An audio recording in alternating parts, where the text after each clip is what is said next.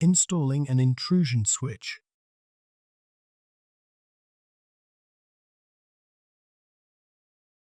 Insert the intrusion switch into the cage and route the cable into the cable clip.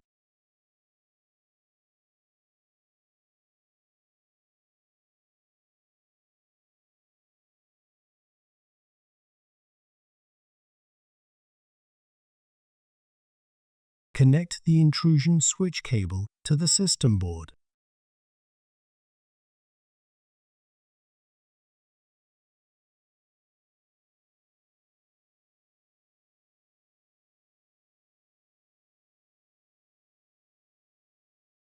Install the system fan pack 2.